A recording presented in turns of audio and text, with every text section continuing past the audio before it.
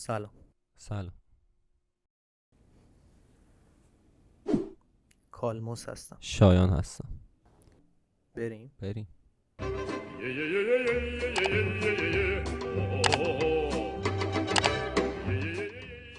میدونی به کسی که تو جنگ پاش تیر خورده شل میزنه چی میگن؟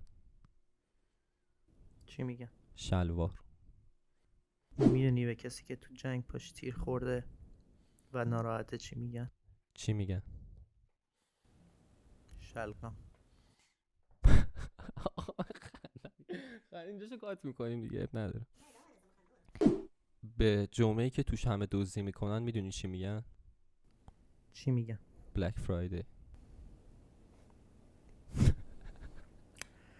میدونستی تا 2016 عربستان امن‌ترین کشور دنیا بوده؟ چی شده بعدش؟ زن‌ها اجازه رانندگی گرفتن. میدونی به پرده های با کلاس چی میگن؟ چی میگن؟ پرشهر. میدونی به چیزی که دو تا جه داشته باشه چی میگن؟ چی میگن؟ دو جه داره. 2 و 4 میرن اداره، کارمند اداره میگه برید فردا بیاید، بعد 3 و 5 میرن کارشون رو انجام میده.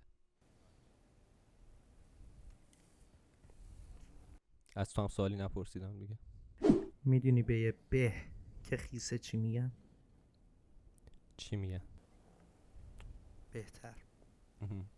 کسایی که اعتقاد دارن زمین تخته دیگه تشک نمیندازن. همون به خیسه بود. اگه قبلا خیس بوده الان دیگه خیس نیست چی میگم بهش؟ چی میگن بهش؟ بهبود. بهبود. هوا وقتی که تعجبش تموم میشه میدونی چی میشه؟ هوا وقتی که تعجبش تموم میشه چی میشه آهان، چون دیگه وا نمیگه دیگه. اون دیجیه رو شنید؟ آهنگسازه رو دیدی اسمش دیپلوه؟ آره آره. یه چند وقت پیش تو خیابون بغلی دیدمش، آرایش کرده بود، خیلی دیپلماتیک شده بود.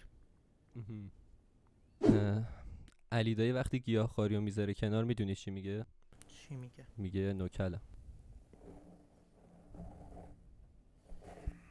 میدونی چجوری یه قوی خیلی خوشگل رو به یه فیل میتونیم تبدیل کنیم؟ چطوری؟ باهاش ازدواج میکنیم. میدونی به اونایی که یه دونه هودی بیشتر ندارن چی میگن؟ چی میگن؟ یهودی.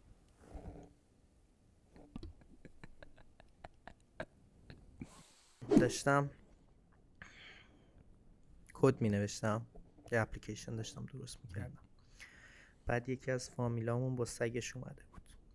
یه 2 دقیقه وایسادم، رفتم برم دستشویی، برگشتم، کدو که ران کردم نوشته بود ان ارور. بعد که خوندم دیدم که سگ روش ریده. دیشب دزد اومده بود خونمون، گفتم دنبال چی میگردی؟ گفت پول. بعد پا شدم دوتایی گشتیم. میدونی چرا همیشه عروسا سفید میپوشن؟ چرا؟ که با یخچال و گاز ست کنن. قبول دارم. خدای ما رو نگاه، هم با فتح هم با کسر. ها ما رو نگاه.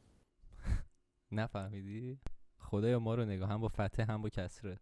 خدای ما رو نگاه. عالی بودی. چکرتم حاجی، خیلی حال داد. من تموم شدم. خدافظ. خدا